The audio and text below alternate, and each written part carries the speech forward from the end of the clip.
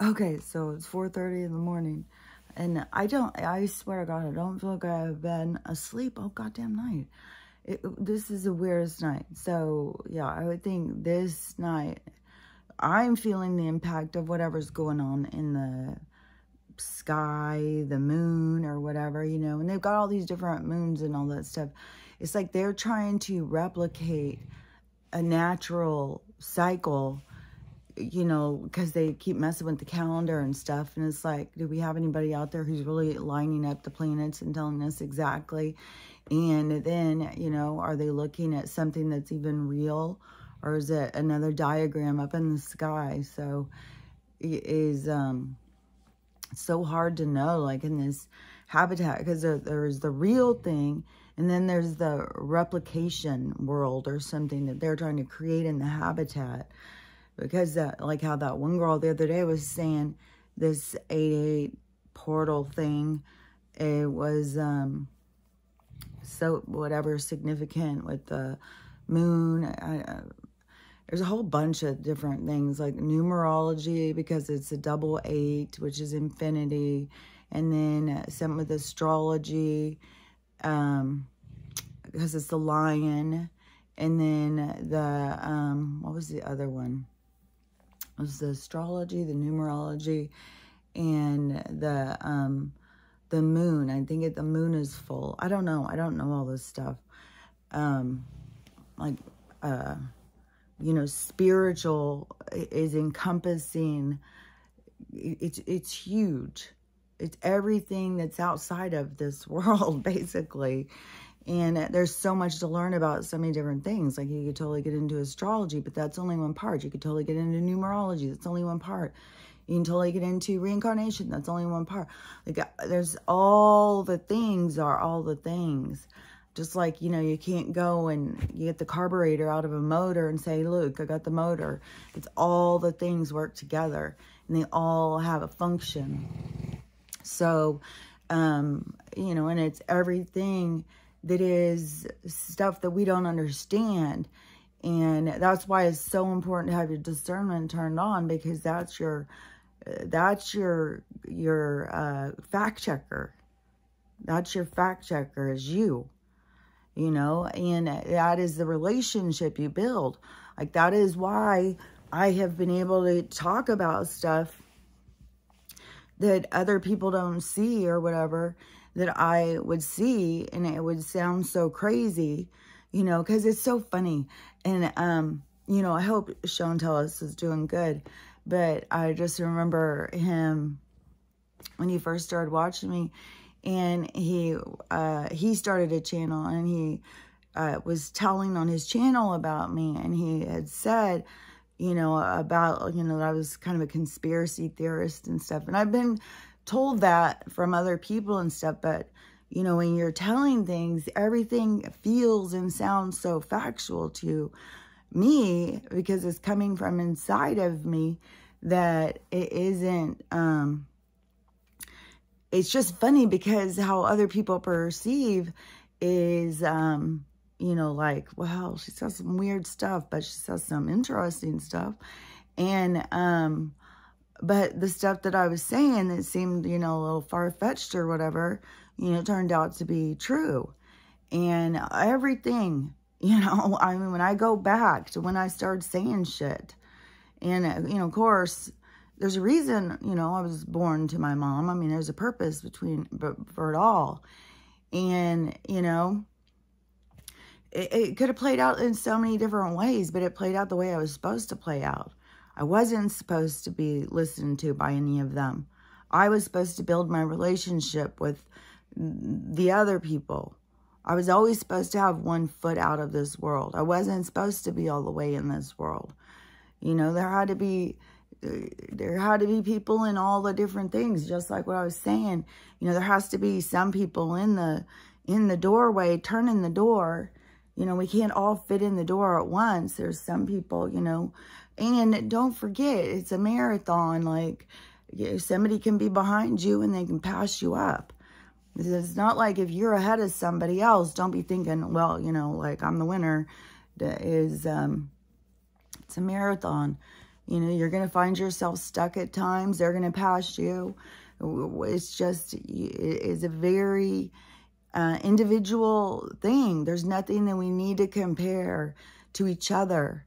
You know, even if I talk about things that are so beyond what a lot of people can comprehend right now, that doesn't mean that it's going to stay that way. It is that it's like they just, as soon as people understand, they start understanding. As soon as something turns on inside of them, it's like, to me, it seems like it's like their soul. Like I had said, it's like if you imagine yourself in the video game, you're the avatar, and your higher self is the one sitting on the couch with the controller. And this world that we are existing in, it interferes with our communication, what people call like the silver rope, the silver cable of attachment or whatever, the thing like for the spacesuit. It's so much like a spacesuit. Even the things like, you know, like right now with this moon or whatever's going on where I can't sleep, it is so fucking weird how fast my brain is going, how loud everything is. It is, I feel like I'm talking in a megaphone. Everything seems so intense and so loud. And I could not sleep at all. And, what was I, there was something else I was going to say about that. It's like, oh my gosh, so much energy. But, the not being able to, relax and stuff with the moon. Oh yeah, because then it also, it feels like it makes, like people keep saying about, makes the parasites more active at the full moon, and that gets them going. And my stomach is so oh my gosh, my stomach is a mess. And it feels like so weird inside of me even. So I don't know. I mean, when I sit here and I'll be like, you know, how can this stuff be? But to me, so how I perceive it, what I'm picking up on it, okay, just like, you know, you're the avatar in the silver rope, but it's like a spacesuit. It is like a spacesuit in order to exist in here. And then, see, and we're birthed into it. It's a whole thing. That's why where people think, oh, well, the aliens can just come in. We're in a plane and we're all here. No, it's not like that. We're in a fucking, like, we're in an amphitheater kind of thing. It's all based on frequency, and we're in a very dense frequency, a really dense, heavy, and in the light beings coming into heaviness. I think it feels like this. It feels like so uncomfortable. It feels so intense. And, you know, when they can't move right in it. But see, we can come into this because we come in this, we're birthed in through this spacesuit avatar thing. I did put my dry shampoo on today, but I really feel like, because the only things I've done is that honey. And that, I feel like every time I do the apple cider vinegar, I get like what is that called? I just had the word a little while ago. Or like a rebound effect in my hair, where it will just like saturate it. But see, I swear to God, I really, really feel like it has to do with it being long and down, you know, it gets dry. And it is like your hair is sensing that. And so, like, the apple cider vinegar really dries it out. And then I had a little bit of baking soda in there. And then the dry shampoo I made has, like, the cornstarch, cinnamon, and cloves. And, but I don't know. If, like, all of this stuff is just you figuring you out. You know, just like my daughter, the honey works so good in her hair, but her hair is a different texture than my hair. And then I put it on mine, and then it just was like it was too heavy. Like, I could dry the honey again and not put it up on my scalp as much, because maybe that is also creating more rebound, because it's like I keep trying to fight this thing. I mean, last night or yesterday, I brushed it and brushed it and brushed it. And last night, too, I was taking out each piece and just brushing and brushing and brushing and really trying to move the oils down through my hair. I do feel like it's less dry, but still, you know, it gets dry, like, especially if you got long hair. I swear to God, I can't even tell you how many times, like, I'll go sit down and my hair's all wet and it'll touch my arm. I'll be like, what in the hell? It's just that like you'll wash your hands and then your hair is hanging over in the sink and you don't even notice. Oh, the worst thing though is that when I was on my trip, I go and I get dressed, I put on this dress, I go in, go pee, stand up, and my dress went straight down in the toilet. It's like, what the fuck? And so I had to take off that dress, like, I swear to God, just the weirdest fucking shit sometimes. 444. So I have a bunch of things that I wanted to talk about. For one thing, that and I don't know if I'm already skipping around. So if you're new, that's just it's just the way it goes. So the Alabama brawl, that, you know, I still don't know. Like, there's so many people talking about it and so many people having deep emotional stuff about it. But anyways, you remember how I was talking about certain places that were going to be hit harder. Like, you may not be in a place that's going to be hit as hard as some other places, but it's all about the energy. You know, like, fuck, France, man. Really is like, God, some bad shit went down in France over time. France has got to have been, you know, and there's a lot with the church and stuff. Even watching the movie with the Vikings series, which I didn't watch it to the completion because I don't know what, I mean, it was so violent anyways, but then it just got, once it had the, you know, mushy leg guy, because he's real. Like, a lot of the people are real, but like Ragnar, was that his name? Ragnar?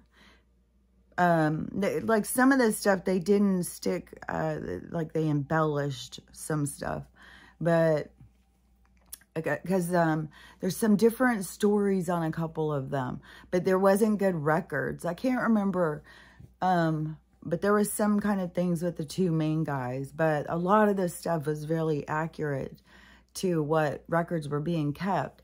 But when the one guy, the Viking, got together with the royal, the princess or whatever, I think she became queen. I'm not even sure of all whatever went down. But there was so much fucking fights and battles in that area. And then so much with the church and Italy too. I bet, like,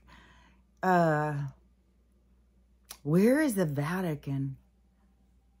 Like, I know it's like Vatican City, it's its own thing, like Washington, D.C., but it's, I swear it's right by Italy. Like, I don't know. I probably know this. Maybe I'm just tired.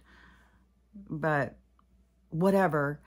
Like, there's certain things that have so much really, like, this historical energy.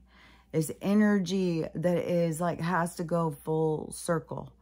And so when you just, you know, certain places, like I had said, when all that stuff was going down in Iran and stuff like that, you know, it all was making so much sense because the people had to go up against the powers that be. Like, it had to happen. They had to go through this. It had to complete. And so they'd been under so much control. And so same thing, like, there's got to be some big stuff. I would think everywhere that had to do with those big churches, but there were some big ass churches, because Notre Dame, like, there's some big shit in France, like historical stuff that had to have, like, some deep, significant shit where there was a lot of battle and war. But see, this is the people.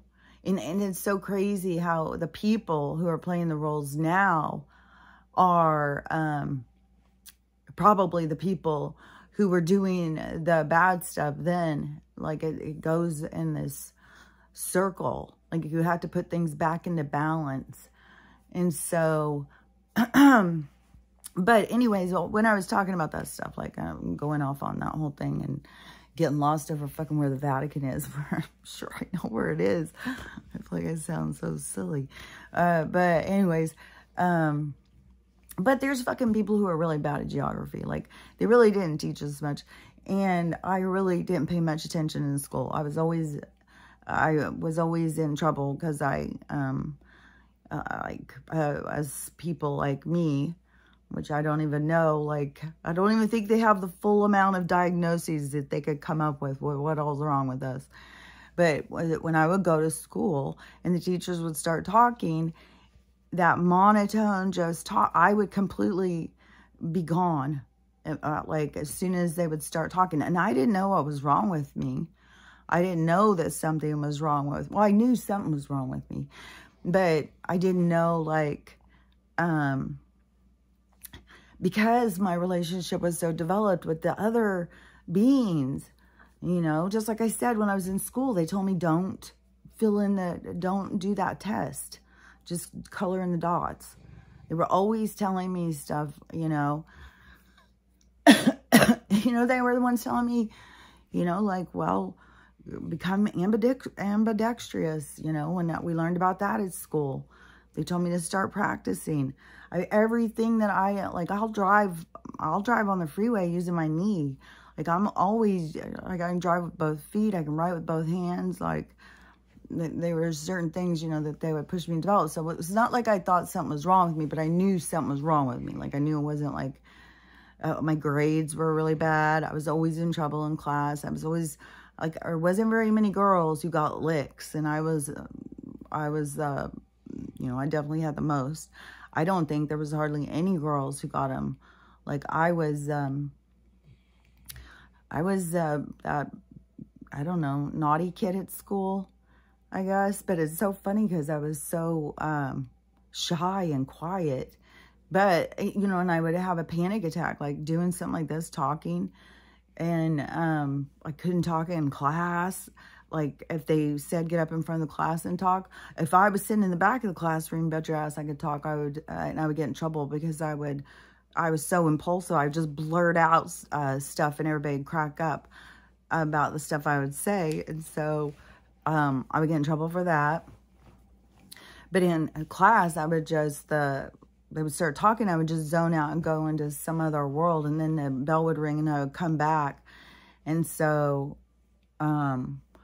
you know, I didn't learn a lot of all of the stuff they were teaching in school, if they were teaching anything, because I think they were teaching us a bunch of lies. But I have seen videos and stuff of people, kids now, like college graduates and stuff like that, who, you know, like, they don't know the difference in the cities and states, that they don't know anything about geography, even in their own places. Like, really, you know, not teach, but when you really start figuring it out, it's like, it's because it's not even real anyways. Like, I swear to God, I was outside yesterday and the weather was so funky. It looks so funky. It feels so funky. The colors are funky. The energy's funky. It's so fucking weird. And then I was looking on TikTok and there's these brutal storms and floods and all this shit happening, you know, and I'm looking at the sky and I'm just like, man, like, I just saw this other girl talking about she's traveling and she was saying the same thing as me. It's like, people are like you're going into these different worlds and so much sadness, so much things that people are going through and stuff. And she started getting all emotional. It is so trippy. But it is kind of like we're in different realms or something already. We're in different, like, just their whole thing about the map and how we travel and where things are. It's all lies. It's all fucking lies. And then even when you go further and you understand, you know, we're in dimensions and stuff like that, in like our fucking habitat system, in our portals that we travel through. And if you don't fucking stay on the travel in the portals that they assign us to travel through, even in goddamn path in a forest, you can still get taken off a path. But you go outside of like their main portals, you know, people disappear all the fucking time. And an interesting motherfucking thing happened the other day in New York, apparently. I don't know. It could be a story that's recirculating, but a fireman was working on a fire and disappeared. And then they found him in Sacramento. So there's some portal, you know, he just went boop and then it was there. So that's what I'm saying. There is, it's very different than how they tell us. That they tell us, go to the airport, line up, get on your plane. Like there's ways that they tell us, so that's what we see. And that is what we go and do. And then we have to stay on their paths, on their portal, their walkways, all their stuff. And, oh, I saw an interesting footage too the other day on one of these storms. All the people, you know, were going to get under a overpass building thing, you know, where it had a big part, like a big wide sidewalk that was covered in front of a building. And all these people were under there during the storm. All the deers were too. It was full of deers. All the deers were sitting with the people looking out of the storm. The video, the person was saying, you know, like people are going to keep going, like all this cool animal shit keeps happening. But the person who was doing it is like, why are the deers scared of the rain? Like there's something wrong with the rain and the deers know it. Which, yeah, I believe that 100%. I believe that's been my battle with Stella's health. Has been the environment. And then, you know, that makes me know what they're doing to nature because I sat and watched it. You know, it seems like all my squirrels have disappeared. And I got this one out there that I saw yesterday. Well, I did see two the other day and they were playing. It was really cute. But the one I saw yesterday that was going around, he had such a scraggly tail. I was like, fuck. And all these pine needles everywhere. And there's a whole bunch of stuff that just looks dead. It's like, fuck. Like, I don't know, like, because it could be something that was sprayed and then it gets activated by something else, you know, like, so I don't know. But anyways, back to the Alabama. So when I had been talking about it before, when these bad things keep going on, and I'm talking about like there's certain energy in certain places that is going full circle. And so there's going to be these really significant, horrible things that are going to happen in certain places. And it has to happen that way. And if you're in one of those places, you're where you're supposed to be. You have a part to play, whatever the part is. And so that's why, you know, we can't like outthink our higher self and think like, well, where should I be that would be safe? Like you got to be right where you're supposed to be. There's nothing you can do about it. And if shit starts going down around you, you know, you don't know your part that you're going to play until you start playing it. And, you know, and there's a lot of parts that need to be played as like the heroes. There needs to be a hero. We got to have a lot of hero stories coming up. So don't be in fear. Trust yourself. Trust your guides and trust where you're supposed to be. But so the Alabama brawl, somebody was talking about that was so strange how that all went down because the energy in that it was the biggest slave port in the area. Like that's where they went to do the slave trade and stuff like that, all right there. And so, and then they get in this big, you know, battle.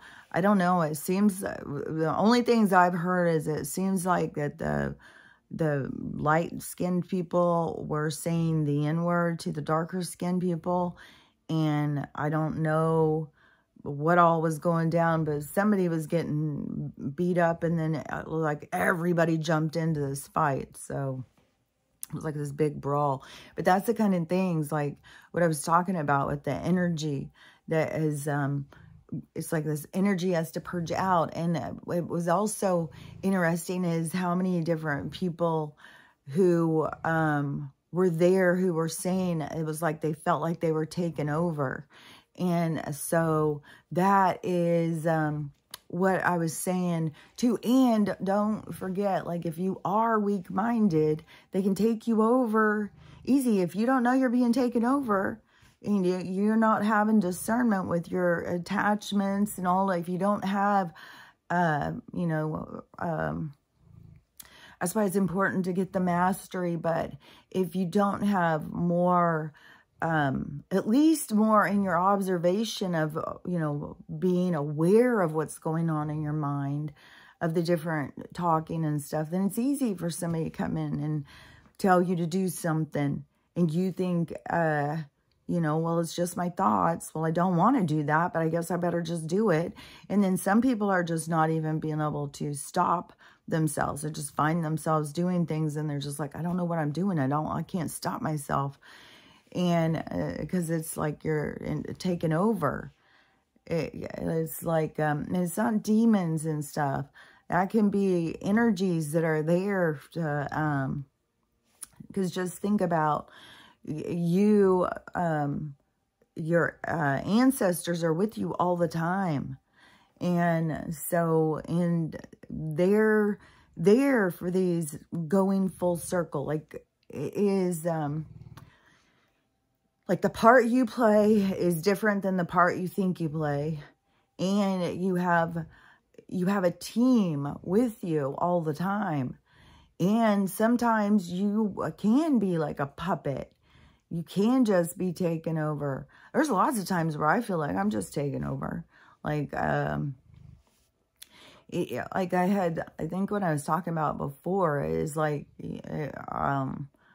it's like, I felt like, you know, am I just this vessel? Like, it was when I was dancing is when I really noticed it that one day.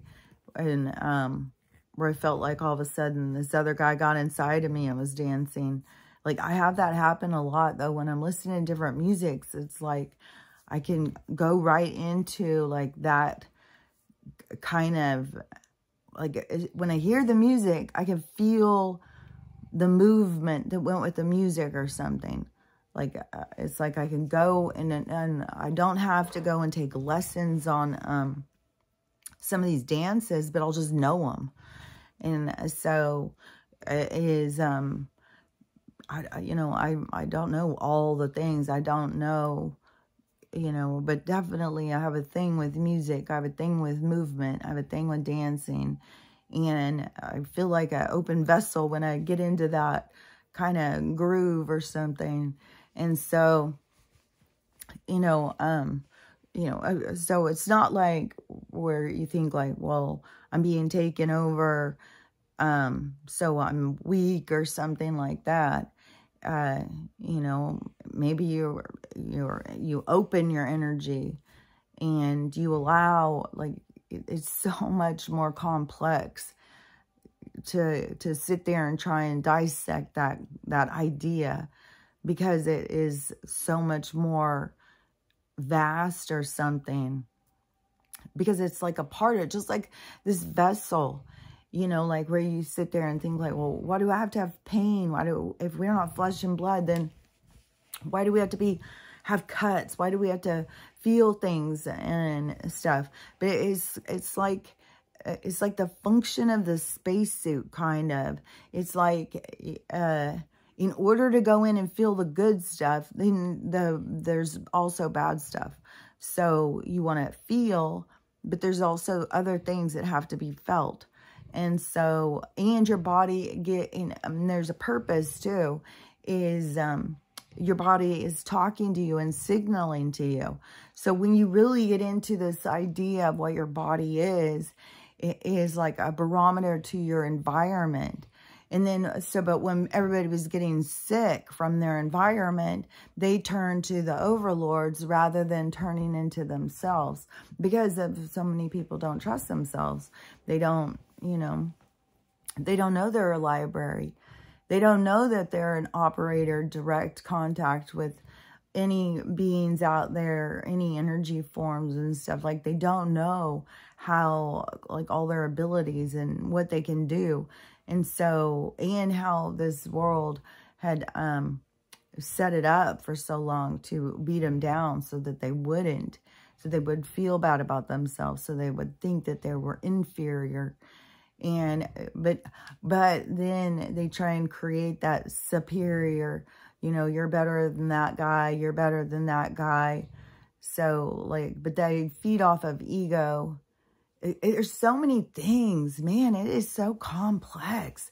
The way, well, they spent so much time studying us and studying, like, we've been under studying since, you know, since the Anunnaki, you know. I never stopped. Like, they told me that when I was a kid, that we were a science experiment. They were always watching us. I knew it's probably one reason why I just didn't do a lot of things that were, you know, yucky or something. Like, you know, a lot of people did some stuff that I think that they feel really gross about now.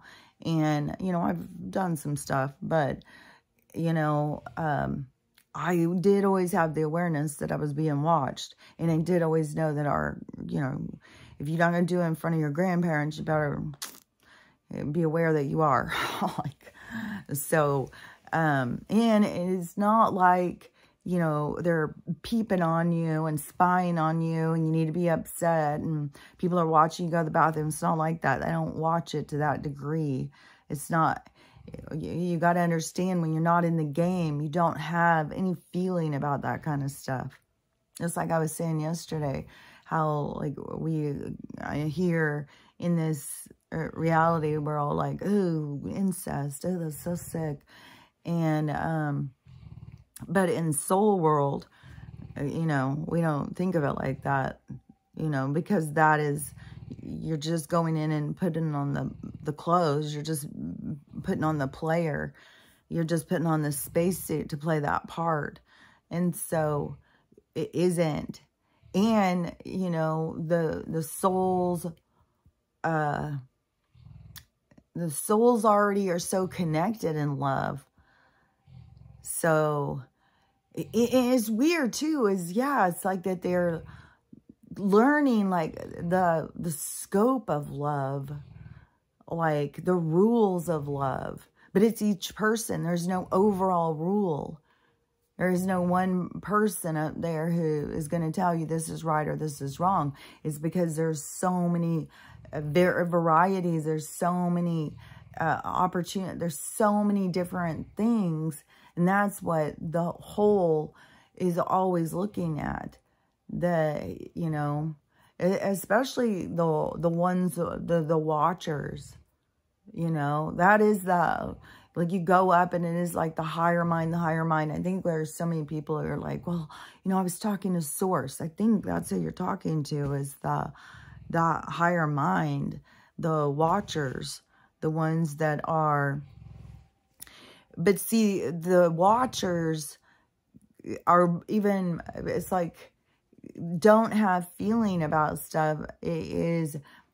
That is a part of the balance. See, because when you come in for the experience, you don't just watch it, you feel it, you learn it, you grow it. And that's how, like, our DNA is our imprint. It is like all your library of everything you've ever done is inside of you in your DNA. The only reason that you don't just access it openly, just like wildly or whatever, is because it would be so overwhelming.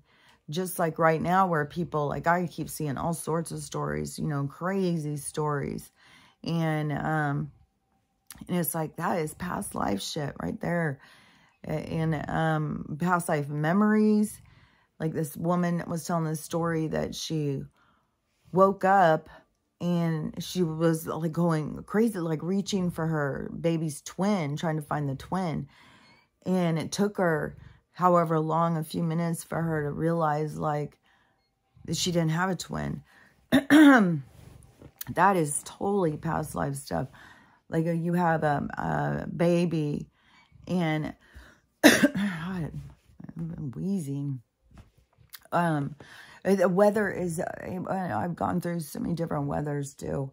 I just feel like, fuck, if I didn't smoke weed. I would probably be so sick. It's the weed smoke, that heavy molecule, I know, is what pulls out all of those toxins and stuff, and keeps my lungs more clear, even though I always sound rattly. But that is, my voice box is scarred from that acid reflux. So anyways, that's what happened to my voice. My voice has happened a long time ago. And it got me freaked out when because my dad got throat cancer, and he smoked and drank, and my dad drank his whole life. But that's when I went and got all the stuff checked on my throat, and found out what that it was scars on my throat from acid reflux. But anyways, in the smoking, with the wheezing and the getting, like, I haven't had a snotty nose, though. I haven't had a snotty nose in a while. And Stella hasn't either. So that is good. But definitely the weather is really weird.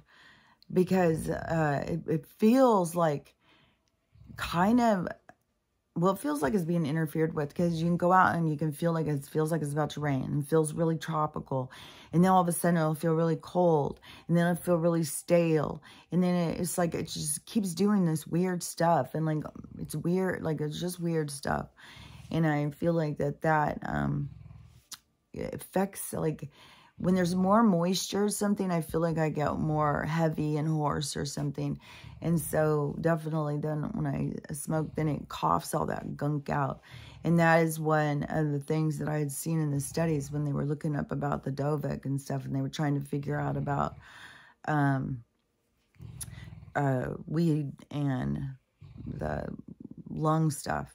And that's when they were seeing that all the people who were smoking that, both things, smokers weren't getting sick.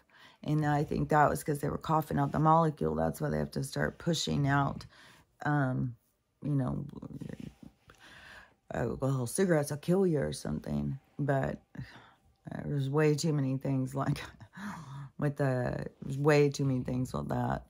With the smoke, with the venom, like all that stuff, like when all that was happening. But the studies that I had seen, well, I've seen so many studies now on it, but one of them was that when they were going in and looking, that they saw that the cannabis was healing, it was either getting rid of, I think it is, I think it, like, you cough it out, because the little, because cancer, like, inside your body is like a cell, like, you have all different cells, just like how I do the comparison with the solar system and our body, our universe. And so you have the different organs, and so they all have their own unique cells. And that is, like, to me, the philosophy is like the different cells, the different colored marbles, the different, your tribe. That's why we've got such a huge blend right now, because they're trying to get everybody to come together with these different philosophies and go forward. And, you know, nobody has to be right. Nobody has to be wrong. And so the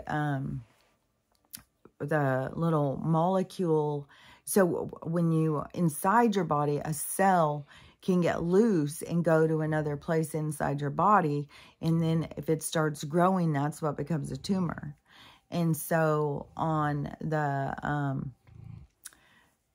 let me think, because how was I skipping from, I'm not going to the outside, I'm going, oh yeah, okay, so in your lungs, okay, so when you're breathing, and you're breathing in all of these different things that they're shooting in on us, you know, putting in the sky, so when you breathe that stuff in, then it has a certain molecule size, just like how to be in this place, how you say the atoms, it's very dense.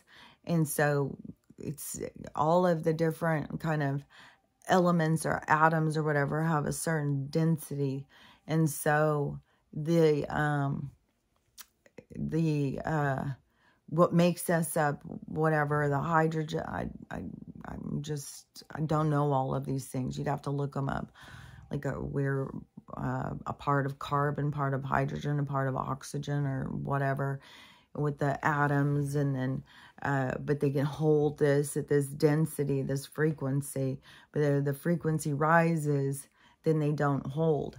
And so in your lungs, like you breathe that in, and it's a certain density, and then you smoke in something else that's a heavier density, and then that coughs out. It's a carrier agent. It carries all of the debris. So it can't sit in there and form and become a tumor. So what they were finding was that it was going, and it was getting rid of cancer in lungs, smoking weed. It's so funny because when I was in nursing school, they were telling us that smoking weed would give you cancer, that all these people were going to get cancer from smoking weed, and we're going to have all these lung cancer people because they didn't even use a filter and all this stuff. It's like, you just, I mean, you're, the manipulation and further education too. Like when you talk about education, it's just such a, it's a facade. It's a facade too of ego and control. But anyways, but that carrier agent, which I think also, cigarettes can do it. But the thing is that a lot of people who smoke cigarettes, that they don't take good care of themselves. It's not just like the cigarettes. Besides all of the different things, they're putting all more poisons in everything. And so, but the people who smoke cigarettes, a lot of people who smoke cigarettes, they skip meals. So like their body could be telling them that they're hungry, they need energy or whatever, and they'll go smoke. And so then they're giving to their body not what their body needs. So then their body's going to react, well, that's not what I need. You know, this was, I thought this was so interesting because yesterday I was talking to somebody in the comments, and they were saying they got 2 brain injuries, and, you know, and I got mine, and then, but I still, you know, there was still more things to go. Like I didn't go into my dark night until my last relationship had failed. But so she was saying that because you can go in and read her comment, but she was saying about that she had gotten 2 brain injuries. And so I was like, oh, you got 2. You must not have been listening to the first one. And they, you know, repeat, like, listen here, we're trying to get your attention. And so she said, yeah, that everything else was blown up in her life. And see, that's how it goes. Like everybody is having these blow ups in their life. And so everything was blowing up in her life, and she wasn't getting support. That's the same thing what happened with me. It was like nobody could understand me. Nobody could understand what I was going through. I was having like baby fits too. I swear to God, I can't even. I feel like I definitely dropped the little thing about, you know, people with brain injuries kill themselves, you know, like all the time. You know, it was a very frustrating time. And then plus people get frustrated with you, and nobody acknowledges, you know, like if I didn't remember something, I would get yelled at by people, and it was a hard time. And so, you know, when she was saying what she was going through, I was like, I relate to that. And she got more beat down by it. And she didn't walk into her power. She walked into being the victim. But that's okay, because that is a part of it. You know, she went into, you know, more falling apart. She said she had a nervous breakdown. And so she went the other direction. Instead of going towards healing, she went the other way. But see, that's a normal thing. That's why so many people are having such a problem, like leaving jobs and, you know, relationships. Like, oh my gosh, I just saw a woman talking about 26 years she's been married to this guy, and he came home and said that he is not happy anymore. And they've been together since she was like 16. And so, you know. But then you got to see too, is like, that is empowering to people who have never felt that they could speak their truth. So that's a good thing too. And if you really care about somebody, you got to see the good side too, even though there's so much clumsiness to all of this stuff that's going on.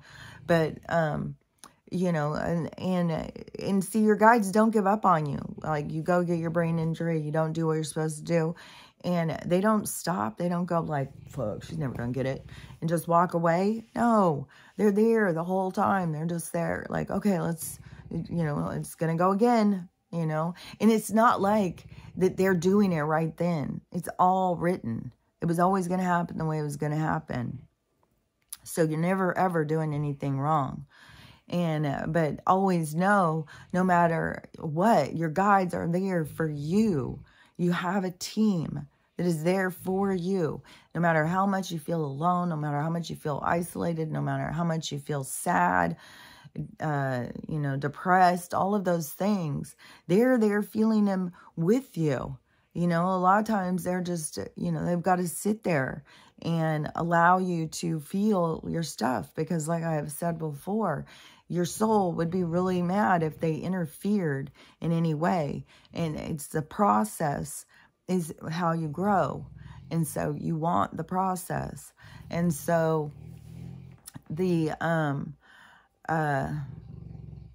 so anyways, then when she got her second brain injury or whatever, you know, and things will build and build and build. Because you're supposed to start standing up for yourself. You're supposed to start recognizing your own boundaries and, you know, getting yourself in a healthy relationships. Because like she said, you know, she was like in this narcissistic relationship. And the thing is like, you aren't in a narcissistic relationship unless you're playing the role. Like, there's roles that are being played out. And so that's, you know, like why it's important to get out of that victim. You're not the victim to anybody. You're playing a role. Once you can recognize your own role, you can break the patterns. You can, you stop the program from running the way it was running. So just one person can stop the toxic, you know, this toxic rebound that continues. You just stop playing your part. So you got to start recognizing the part you play. And, you know, it's important to understand like relationship dynamics and triggers and automatic responses and stuff to really understand yourself. You know, it's just like, you know, like you get a new technology thing, you know, and you read the book to try and understand how it works. Well, see, that's what you need to do with your own self. And, but see, like our bodies, it is really, you know, if we used them properly, it can tell us so much more, and it can give you so much more. It's like a spacesuit, just so you can experience and feel things.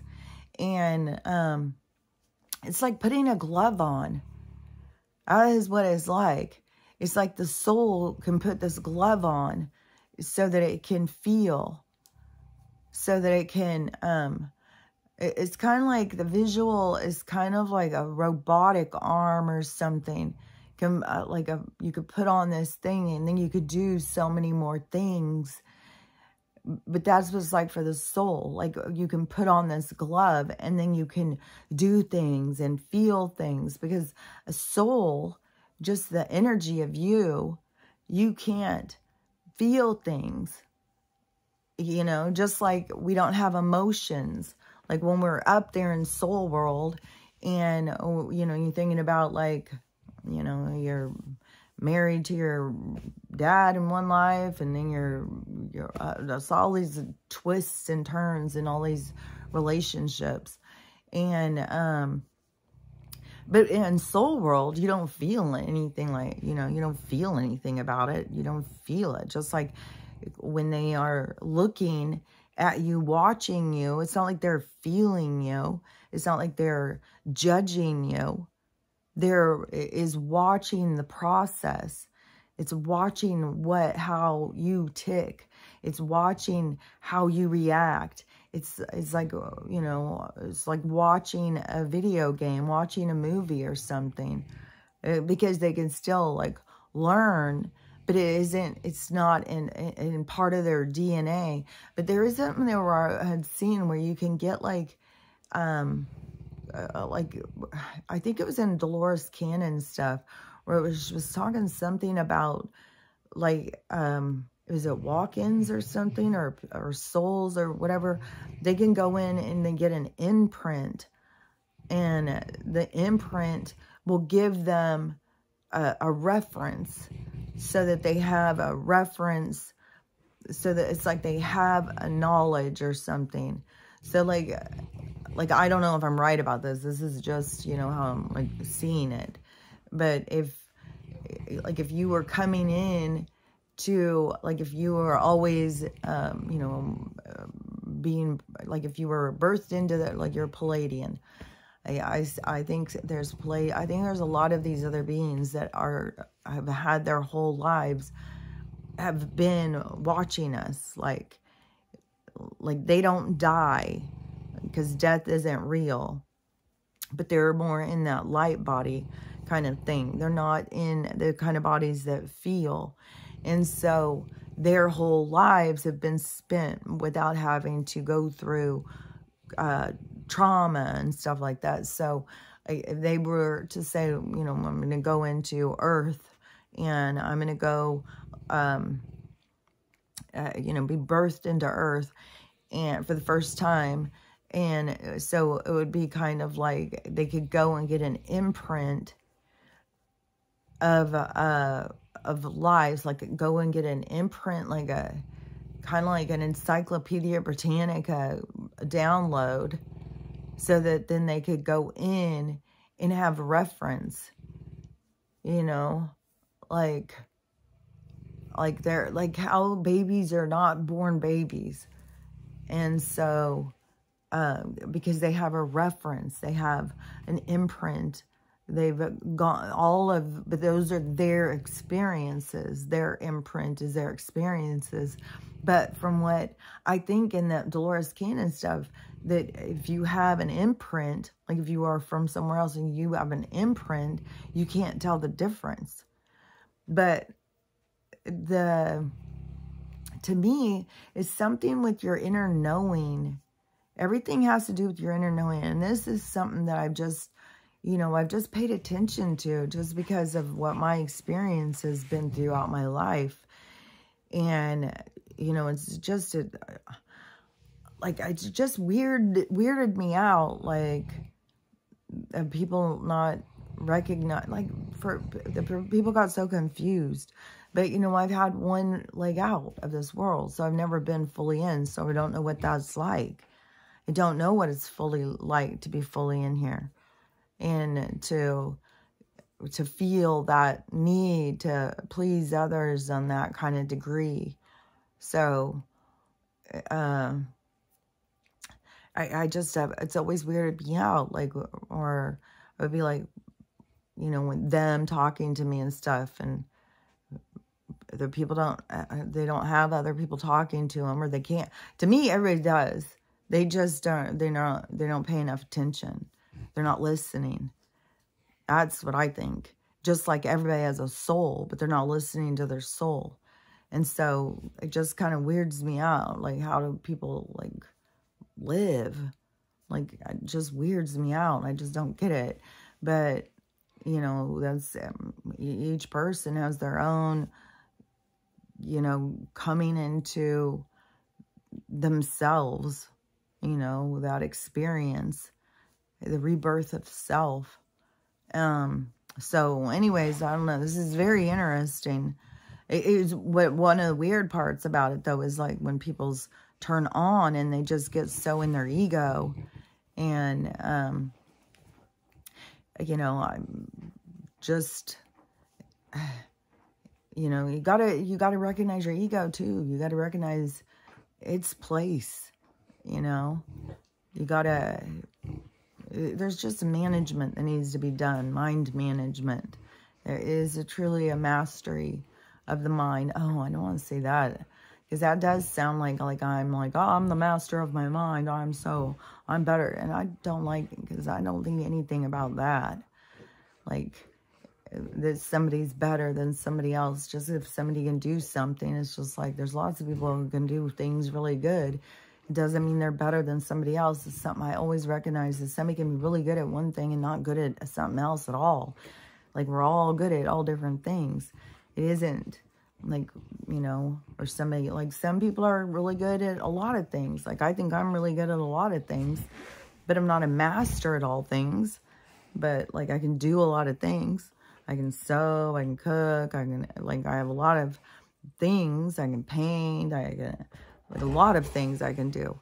But I wouldn't say, like, you know, I'm the master. You have somebody who maybe they can only do one thing, but they're a master at it. You know, like, it's a marathon. And, you know, nobody is, and the people who are trying to be, you know, the Nigerian runner, you're just wearing yourself out. It's pointless. It's just like in the traffic when I'm driving. You get these wackadoo people. Like, it is so crazy how much people show their personalities on the road. But that, you know, if you're driving in front of them, well, they've just got to get right up there on your ass. And if you're going 1 mile below what they want to go, they'll pass in front of you. And then it's like they're just battling themselves the whole drive. They're just at battle with the energies that be or something. It's strange. You know, not getting into like a groove to just keep fighting things all the time. Why can't you recognize, like, why can't you pick up on it or see it? And I don't know, but it's that being too focused on themselves. But, you know, even those people who do that, like, you'll pass them back by, and then you'll go back through it again with them and stuff. It isn't, you know, all you do is just wear yourself out. There's nothing to jump ahead to. I'm always like seeing these people like going 95 miles an hour or something, driving out there, and it's like, you know, are you late for a meeting? You're in a big hurry. This is gonna make a big difference, or you just really hate to be out on the road. You just really hate to be like, you got things to do, places to be, because open road driving is peaceful. Like, it's peaceful. You know, you put on your music, you roll down your windows, and you just relax. Like, you're in a portal. Literally, you are. You're in a habitat portal leading you to another reality. They have lied to us so much. It's crazy. But, you know, one of the things, too, I had been talking about was, like, a long time ago, the pressure that was put on people to be so perfect. And so I had watched that one old movie. It was just so gross, this kissing.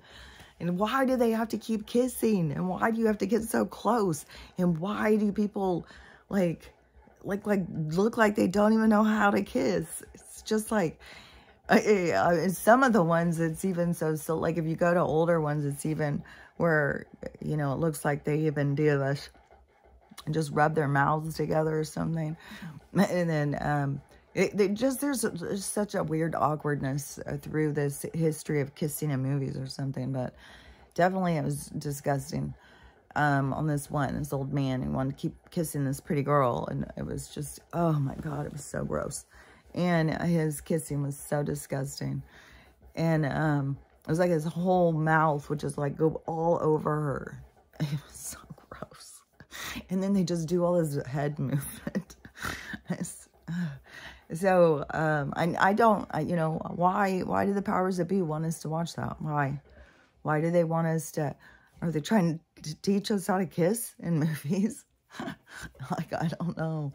It's, they're trying to turn us on, because that doesn't work. But so this movie yesterday, and I've never heard of this movie. I didn't know this movie existed. So it's not like I'm going out looking for this movie because I'm got to make my point. So I got to see this movie. No, these movies just find me. they come to me. They, you know, the universe just brings you shit, like, or your algorithm, your internet, whatever you think. And so, this was Suzanne Plachette, which I'm pretty sure she is Bob Newhart's wife in that show. But I remember her from when I was younger. She was in a lot of things. In this, it must have been right in the beginning of her career. She's supposed to be playing a 16-year-old. But what also cracks me up in a lot of these older movies is that they have, like, these people who are supposed to be, like, high school people, and they look like they're, like, 30. They do not look like they're in high school, unless people in high school just looked way older back then. I don't know. I saw somebody just doing a video about that, about how people used to look so much older. And I don't know if that just made me recognize it more or something, but it was like, oh my God, she's playing like she's 16. And I swear to God, she looks like she's 30, like, or 35. She doesn't look like a high schooler. So that, you know, kind of gave it its own little thing anyways. But so she is, and this is supposed to be like the 50s or something. And she, they do this kind of shit too in old movies all the time, where the men just get so taken over for the women, and the women are fighting them off. Stop, stop. And then they just surrender and just give in because the man just overtakes them. And so this, she's supposed to be in high school, and her brother's friend just walks in the house, walks around the house, walks up to her bedroom when the door's open. She's in the bathroom changing her clothes, and he watches the shadow of her changing her clothes. Gets so turned on that he has to, you know, forcibly take her. And she fought him for 2 whole seconds, you know, in a very, like, but then surrendered because the passion was so intense, you know. And then that just turned her into a slut. She turned into a big fat slut. And so she just wanted to do it, but she was just necking. She wasn't really making love with them. And she was, you know, doing it with whoever, you know, she just liked to do it. And so they were making in this show, like, it ended up killing her mom because she was out doing it with some other guy on vacation. And the waiter who brings them their food, she had to run out and meet him. So when she ran out to meet him, the mom that she was on the vacation with, she's supposed to be saving her, or helping her get better from her last heart attack. And so she gets up and dies. So her sluttiness now has killed her mother. Then this movie just went on and on like this. Like, it was so programming. Like, if you enjoy sex, or you want to have sex, or you're sexual or anything like that, you're going to destroy everybody around you. You're going to kill everybody. You're going to destroy your life. Your life will be ruined. And that was the overall message back then, you know, and they put it right in the programming. And it was so crazy to watch how it was just, it was like kids don't do drugs kind of show, you know. It was so after school programming. And so everything that she would do, then she gets married. She can't stop herself. And some guy who knew her way back, you know, he's found her again. And he's never stopped thinking about her. She saved his life, you know, because it gave him hope in the army that one day he would see her again. And so then she starts, you know, slutting it up with him, having an affair. Now she's got a kid. She's married. Then every single guy who, you know, wanted her, she just want him right back. She's destroying other people's marriages. She's destroying her own. She's just like a completely out of control. She has no control over her sexuality. She just has to do it all the time. And like a sex addict who's out of control.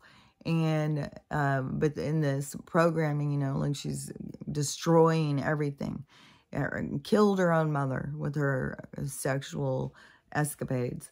And so And I think that's what caused her mom's first heart attack, was the call that her mom had received on the phone from a neighbor who she's like, oh, hi, great, how are you?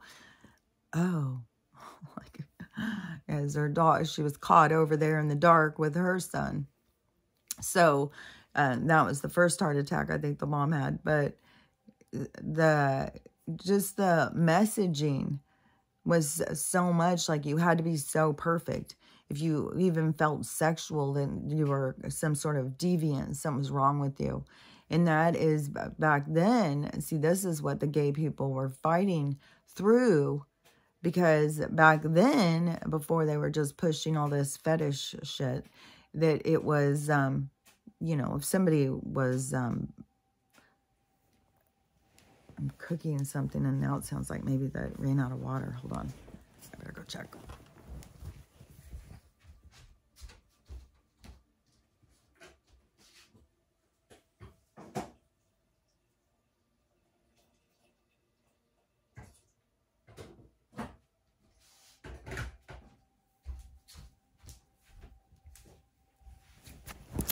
Yes, would have burned up. Okay, so I'm cooking beans. 5:40. What was it last time? 4:44. So it's been like an hour. But started cooking beans this morning. I made tortillas from scratch yesterday. They turned out good. And so when I was making those, because I cooked up all my food. Well, I don't really have any until I go tomorrow. But anyway, so I made these homemade scratch tortillas, which maybe that was the whole thing. Maybe I was supposed to cook all my food, go do that, and then come back, because it was going to teach me, you know, to, it's always like you have to go deeper, you know, like, so actually going and watching the videos, how to make the tortillas, and going in, and I'd already ordered this stuff, and when I tried to do it myself, then it was like, that didn't work, that didn't work. But so I watched the videos, and I went in and did it, and was like, oh, these are good. So I think I'll make some beans, and then I'll have tortillas and beans to eat. Like, I ate all my tortillas I made yesterday, though. So I have to make more tortillas. But they were good. And, okay, so what I was talking about, though, was the pressure. Okay, so yeah, because back then, if a person was together with somebody of the same gender, it wasn't just for fun. No, it was, you know, I was out of love, and, you know, it was, but I'm not saying that they weren't, because they're definitely, you know, going into the gay bars and stuff. It was very, you know, there was a lot of just sex, you know, all of that. There was a whole period of time where there was a lot of men sneaking off to parks or sneaking down to truck stops or whatever, and going in, I don't know, circle jerking it, I guess, because they wanted to go and experience some, like, I don't know, maybe they did it when they were little boys and they liked it and they want to keep doing it. Like, I don't know what the hell, you know, went on. All I know is that when the gay people back then were standing up for themselves, they were standing up for love. They were standing up for the right to be accepted, to love whoever they wanted to love. And so, you know, but when you look at what society was like a woman who even was sexual, then she, you know, she's destroying the world. She's destroying her family. She's destroying, I mean, kill her own mother. Like, kill her own mom with her sexual, in her sexual perversion, I guess, or sexual, all the words that keep coming into my head. But anyways, you get what I'm saying. But so she, but that was the pressure, you know, like that Ozzie and Harriet kind of, where everybody had to be so perfect. Like, you weren't allowed to go outside of any kind of thing, or you were just such an oddball. And that's why I kept being such an oddball for so long, because I didn't live by the rules that other people would live by. But I didn't realize that, like, how the rule thing went. Like, I was going by what my insides told me, my internal guidance, my, you know, I was going always by that. And even when I would say that to people, I would constantly, oh my God, you're just going to go with your gut? Like, that's logical. You're not going to go with logic? Okay. Okay, crazy. Like, forever, that has been, you know, my brothers, always, you know, and so logic, because what I see around me right now is no logic. There's no fucking logic. They don't even want to look deeper into things. So it's being told. And so when they were telling me, well, you got to do this, you got to do that, and I'm not being logical because I'm doing something because I feel like it, because it feels, you know, so that is illogical. But logic isn't even what they're fucking doing. They're just doing what they're told. They're doing what is expected. They're doing the running programs. That's all that people do, is run programs. And they run the programs that they think is, you know, well, that makes a good person. Well, that's a better person. Well, those people over there, they're not good people. I'm this way, so I'm a good person. It's like they're all just running programs that make them feel superior to somebody else. And so, I don't know. It's not fucking logic. And then plus, you need to be connected to your spirit to feel this world. You know, just like your body can have you feel things, your spirit can have you feel things. But the things are, you know, a lot of people don't want to feel what their spirit is putting out, so they distract themselves. Or it's so weird how so many people would rather listen to the dark than listen to the light, because the light makes them feel bad and the dark makes them feel at home.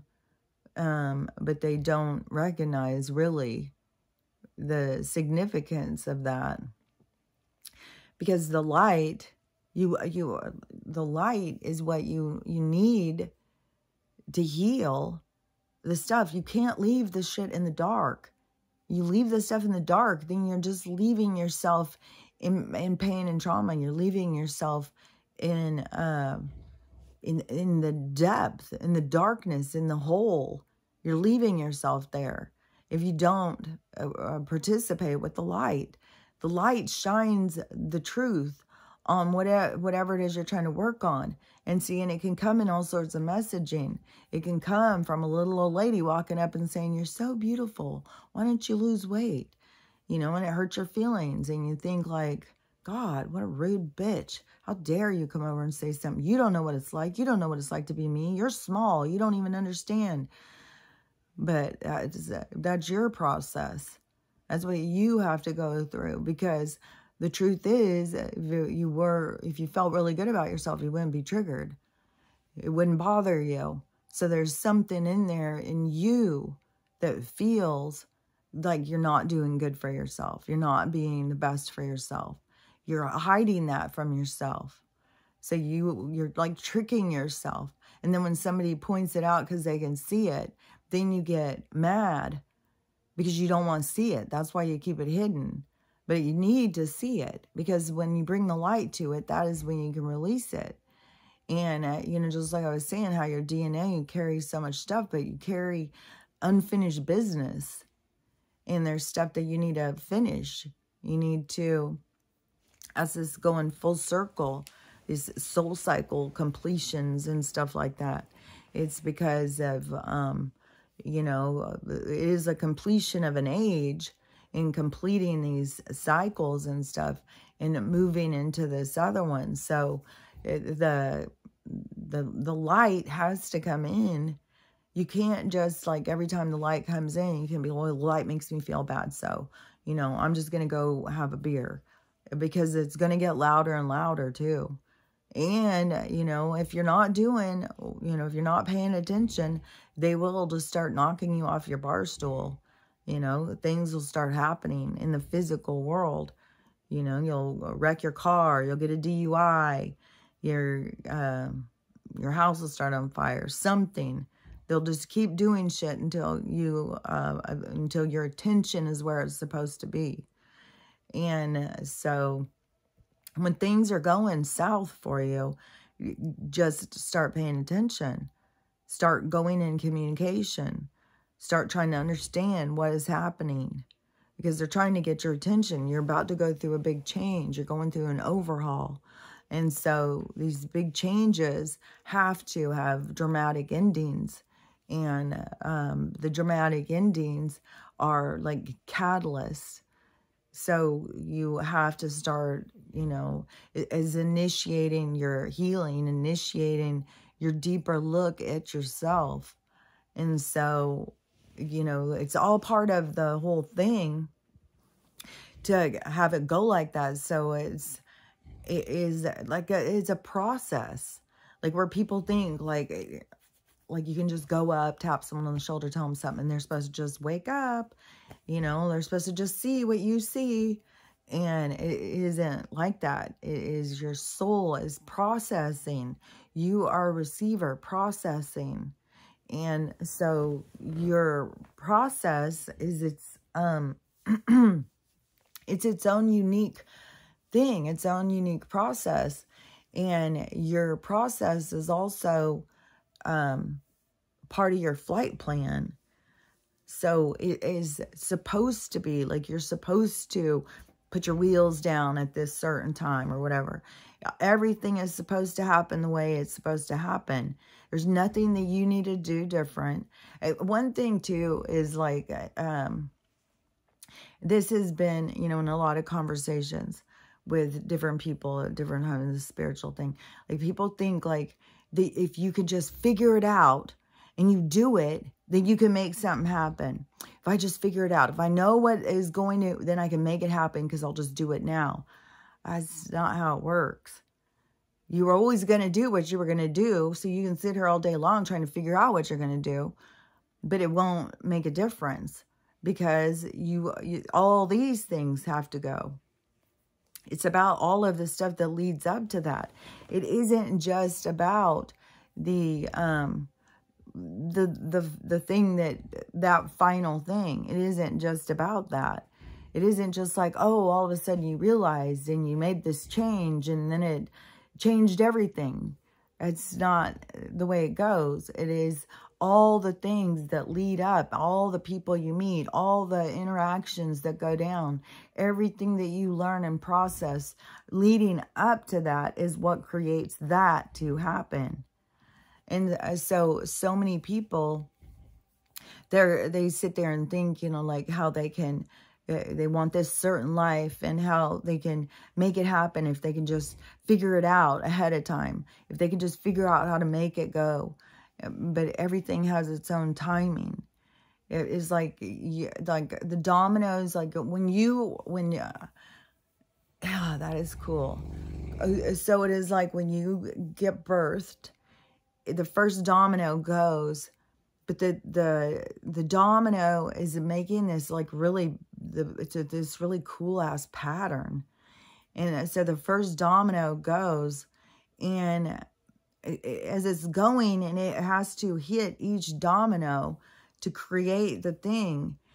It is to create the pattern. It's like the pattern of your life, the flight plan, the life pattern, the template. So when the first domino goes, it starts the whole thing. That starts creating this beautiful design. But you can't be like in this domino over here going, and then you're like, well, I'm going to just jump over here and start this design. Well, what happened in the middle then? So you're going to do this part, and then all this is not going to be there because you're going to jump over here and you're going to do that part. You can see how it doesn't work. It's not meant to work that way. It's meant to go through each experience, each domino. You're meant to go through each interaction, each tap is a part of your story. But then when you are distracted from your story and you're caught up in the story you're trying to create, you know, like you're trying to make things happen. You know what you want to have happen, so you'll make it happen instead of just relaxing and allowing things to be and understanding that what will be will be. You don't have control over what will be. What will be will always be. And, you know, and a part of the journey is the unwrapping of the gift to see what's going to be, you know. What will be is, and what is coming, you know, it's coming in. What will be is coming towards us. It's coming without, you know, it's coming. It's going to crash into some people. You know, some people, I guess, it's going to pull up gently and put out a hand. With some people, it's going to knock them right in the knees and knock them over. Like, this is, what's coming is coming. And so you don't have control over what's coming. The thing you can control is your attitude, your focus, your vision, you know, how you see things, how you treat people, how you interact with people. That's what you have control over. You know, what is the energy you're putting out? Are you going to sit around like, poor me, things are so bad for me? Like when the whole fucking world is like burning down and you're still going to sit in your own little puddle of piss and whine about poor you. Instead of recognizing, you know, the whole world is crashing. What am I supposed to be doing here? What am I supposed to be learning here? Because I'm wasting time if I'm sitting here in my puddle of piss crying about it. So you got to recognize, you know, this is your opportunity. This is your opportunity for growth, for change, to stop doing what you were doing, you know, and like, you know, when things just keep going and getting worse and worse and worse, it's because you're not listening. It's because you're not stopping what you were doing. You just keep doing the same thing, no matter how bad things get. How bad do things have to get? Where is your rock bottom? Where is your period of change? Where is your stop point? Where is your time where you're like, okay, things aren't going right, so something's got to change, and I got to figure this out. You know, and when you get to that point, start fucking communicating.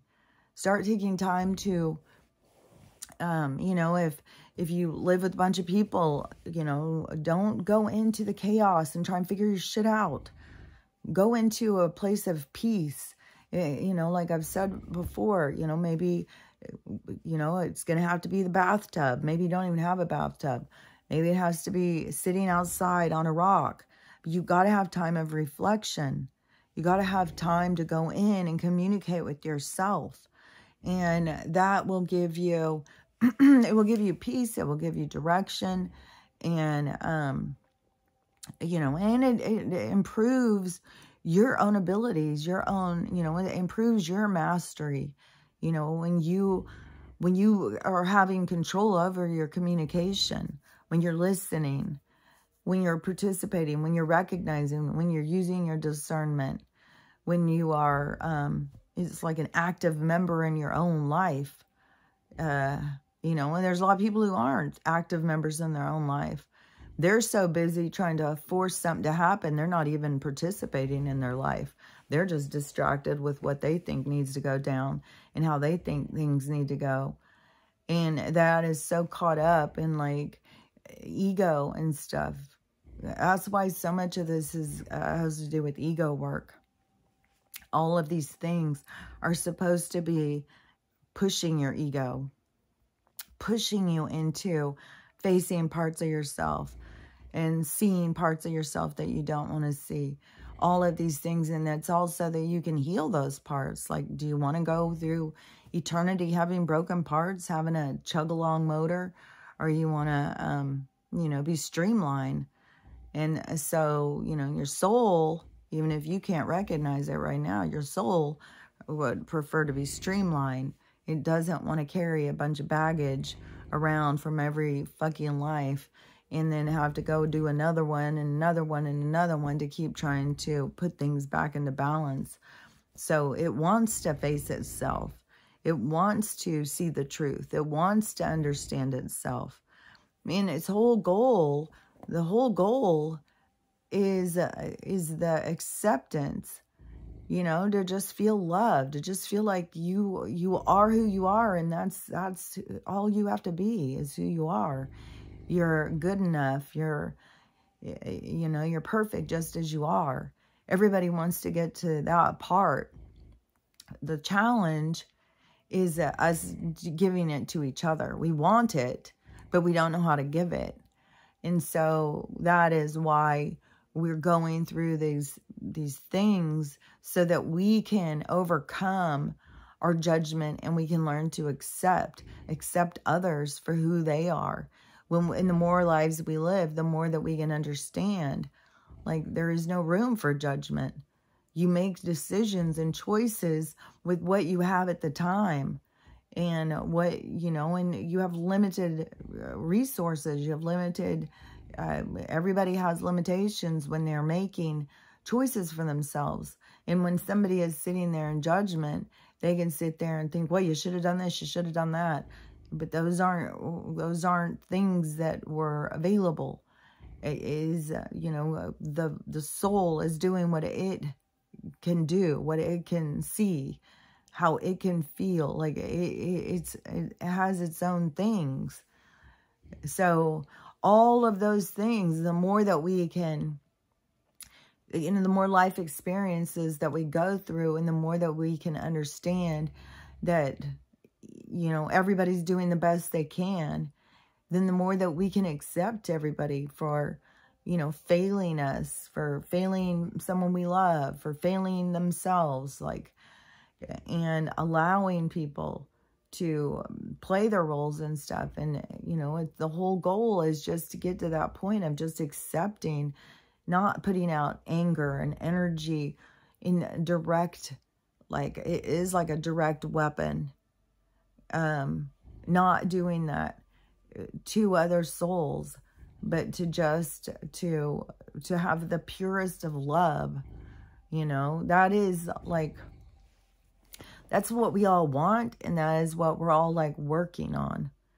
We're all working towards that, even though, you know, people get really caught up in other people's roles and think, well, not so-and-so. They're just an asshole. They're just a bad guy. No, they just came in to play a bad guy. You know, they came in to play that part. But in the soul world, that part doesn't exist. You have to come into a game to play that part. In soul world, it is, it's about peace and harmony. It is, the density, the heaviness is in these kind of, the dark matter, that heavy density. That is where the darkness can experience itself. And so, and there's no, because darkness leads to light. So, and the light can always be shined on the darkness. The darkness is necessary. You don't want to not have darkness. We couldn't just survive if there was just light. We need dark and light, just like on the planet. We couldn't just survive. I mean, even if we could survive, it was just light all the time. It's going to get to you. It's just light, light, light. I saw a scary movie. I know it's not a scary movie. One of those Into the World movies, I think. I saw it, I swear, that was like 10 years ago. I think it's called Hell, it seems like, but it's German. And so it's subtitles. But it was, something went down, like, we stopped spinning. There was no moon. It just was the sun all the time. And the sun kept heating up. And it was getting hotter and hotter, like what they're doing now. And so the sun was getting hotter. And so people couldn't be outside. And people were dying and stuff like that. And they couldn't grow things. You couldn't grow food. So everybody was cannibals. And it was really dangerous. And it was gruesome. It was so gruesome. And, but, you know, just being in the, you know, nothing, in order to have balance, there has to be the dark and the light. There has to be something to balance. You know, we work towards balance, not just being all of light, because then there's all of dark. So anyways, you know, I don't know if that's making sense. I just think people just don't understand about souls and judgment and all of that stuff. I think that they just get so stuck in like this 3D kind of way of thinking. And there's demons and angels, and it's just like it's a different storyline that seems like a fairy tale. It seems like ridiculous to me. It seems so like, it seems so like old-fashioned, like something that, you know, you would gather around and tell the people in order to scare them. But then that they would grow up and they'd recognize that these stories are just there to scare us, but they're programmed. They're programmed into people. So the stories are like imprinted in them. Like they're having a hard time overriding it, overriding their programming. But their programming is like, it's so, like, it just is like ridiculous to me. So to me, I keep on getting the village. Is that, you know, I mean, that just shows how they would use fear to control the people. And the people all, you know, would stay in there because they were so in fear of the monster that was going to get them. And the, you know, what was it? Finally, somebody goes out and sees their, you know, they're way in the future. They're not even living in the past like they think. And that is how I look at the people. It's like you're all living in the past, but it's not the past anymore. But your minds are still trapped in the past. And it's like trapped in the past from, it has to do with ego and fear. But those are the things that you know, all the things that just keep working on, you know, is ego and fear. Like, I think people live in so much fear and they don't even recognize how much fear is a part of their programming.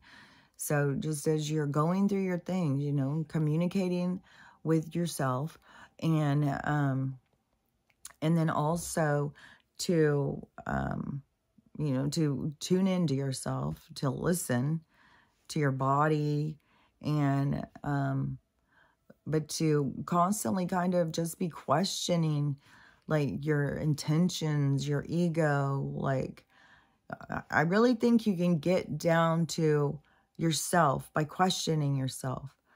Just keep asking yourself questions and asking yourself questions, and you just keep trying to break through your ego, through your pain, through your suffering, through your fear.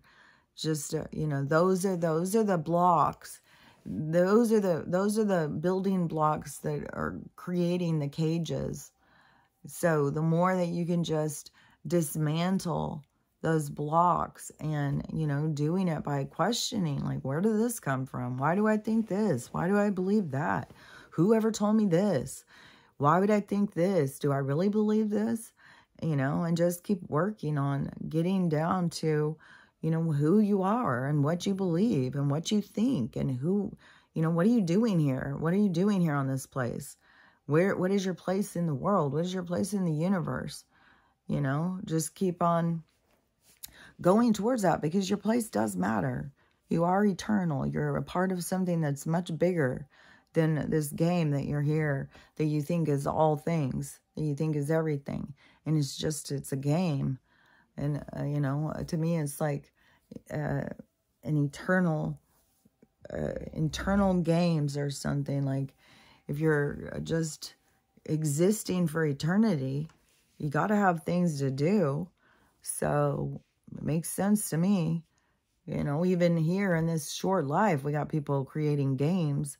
So anyways, just, you know, as crazy as things get, just keep asking yourself, just keep trying to break through all of your barriers to find yourself in there, because you are in there.